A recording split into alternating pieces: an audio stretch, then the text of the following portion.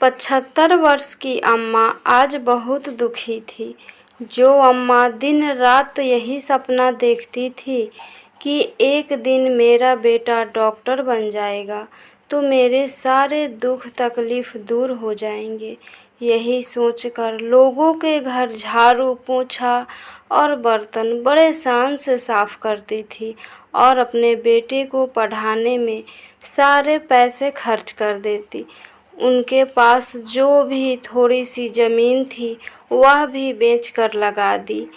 आज वही बेटा डॉक्टर बनने के बाद उनका सूद नहीं ले रहा था। उनका बेटा अपनी माँ को ही भूल गया, शहर की हवा लग गई। एक दिन वह बहुत बीमार पड़ गई। गांव के लोगों ने कहा, अम्मा तुम यहाँ अकेली कब तक पड़ी रहोगी? तुम्हारा यहाँ कोई भी नहीं है। इससे अच्छा होगा कि तुम शहर अपने बेटे के पास जाओ। तुम्हारा बेटा शहर का सबसे बड़ा डॉक्टर है, उसके इलाज से तुम स्वस्थ हो जाओगी। अम्मा आंखों में आंसू लिए बोली, मेरा बेटा शहर में कहाँ रहता है? मुझे एड्रेस ही नहीं पता। इतने बड़े शहर में अपने बेटे को कैसे खोजूंगी? गांव के लोगों ने कहा, तुम्हारा बेटा शहर का नामी डॉक्टर है। किसी से भी पता पूछोगी वह तुम्हें तुम्हारे बेटे तक पहुंचा देगा। अम्मा खुशी से पूछी, अच्छा? फिर उदास हो गई। लेकिन मेरे पास शहर जाने के लिए पैसा नहीं है। सभी गांव के लोग सोचने लगे, हे भगवान, अम्मा कितना मेहनत करके बेचारी अपने बेटे को पढ़ाई, लेकिन आज उनका बेटा उन्हें लाचार बना दिया। सभी ने आपस में चंदा इकट्ठा किया और अम्मा को दे दिया। लो अम्मा, अब शहर जाओ अपने बेटे के पास, अब यहाँ मत आना। अब बाकी की ज़िंदगी सुख से अपने बेटे के साथ बिताना। अम्मा एक फटी पुरानी साड़ी पहने हुए और हाथ में एक गठरी लिए शहर चल पड़ी। जैसे ही वह रेलवे स्टेशन पर उतरी, उन्होंने चारों तरफ नज़र दौड़ाई। मन ही मन सोच रही थी, किससे पूछूं? उन्होंने हिम्मत करके रिक्शे वाले से पूछा, बेटा क्या इस डॉक्टर को जानते हो? रिक्शे वाले ने हंसकर बोला, बुढ़ी अम्मा, इनको कौन नहीं जानता, यह तो शहर के बहुत बड़े डॉक्टर है। अम्मा बोली, बहुत बड़ा डॉक्टर? अम्मा का छाती गर्व से फूल गया। अम्मा बोली, मुझे इस डॉक्टर के पास पहुंचा दो। चलो अम्मा। रिक्शा पर बिठाकर उनको अपने बेटे के पास छोड़ दिया। अम्मा ने पोटली से वही चंदा वाली पुरानी नोट निकालकर रिक्शे वाले को दी। रिक्शे वाले ने लेने से मना कर दिया, नहीं अम्मा, मैं नहीं लूँगा, एक दिन हमें भी पुण्य का काम करने दीजिए। तभी अम्मा बोली, बेटा मेरे पास किसी चीज़ की कमी नहीं है, मेरा बेटा इतना बड़ा डॉक्टर है। देखना बेटा, इतनी बड़ी कोठी मेरी ही तो है। अम्मा की आंखें फटी की फटी रह गई। रिक्शा वाला चला गया। अम्मा बेल बजाई। उनका बेटा दरवाज़ा खोला और बोला, माँ तुम यहाँ, और फटे पुराने कपड़ों में? अम्मा महल जैसे कोठी को देखने लगी। तभी बेटा बोला, देख माँ, इतनी बड़ी कोठी बना ली मैंने, इतना बड़ा अस्पताल है मेरा। माँ की सीना खुशी से गदगद हो गया। उसने कहा, बेटा आज मैं धन्य हो गई, तूने मेरा मेहनत सफल बना दिया।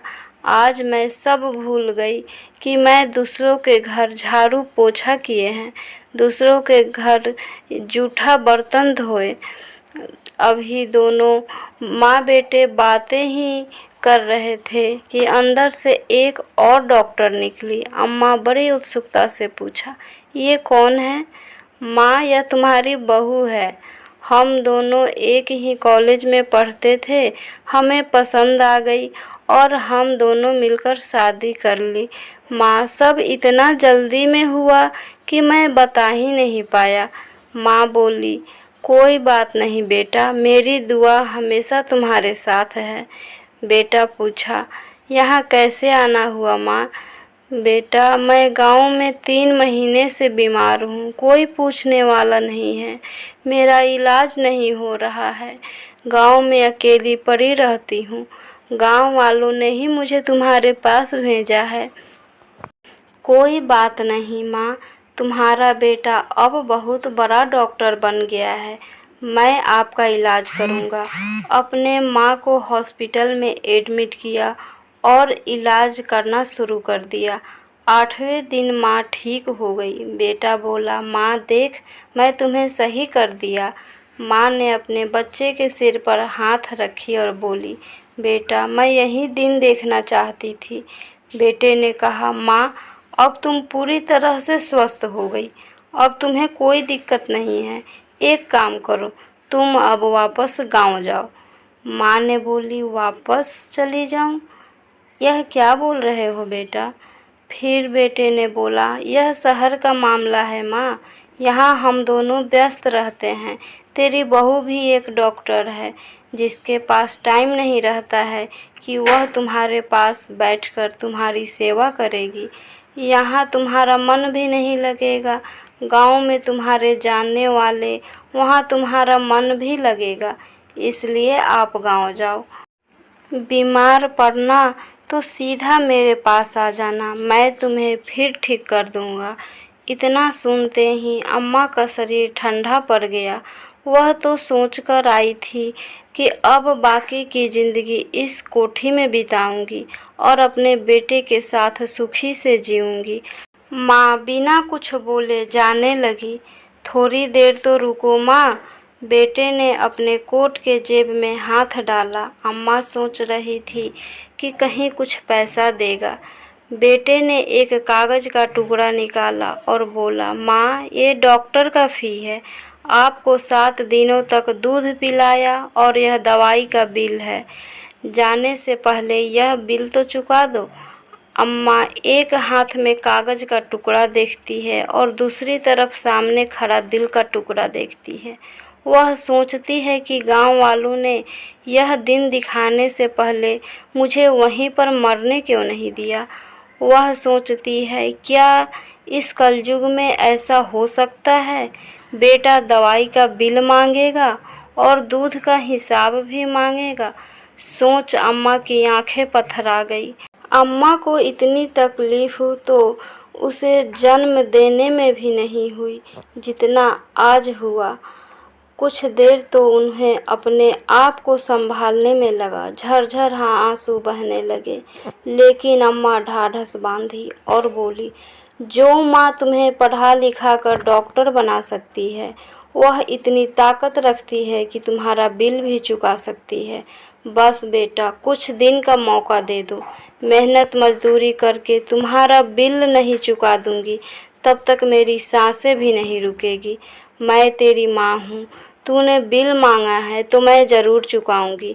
वाह रे कलयुग के बेटे, तुम अपने माँ को 1 गिलास दूध पिलाया उसका बिल मांग रहा है, जो तूने फल फ्रूट्स खिलाया उसका बिल मांग रहा है।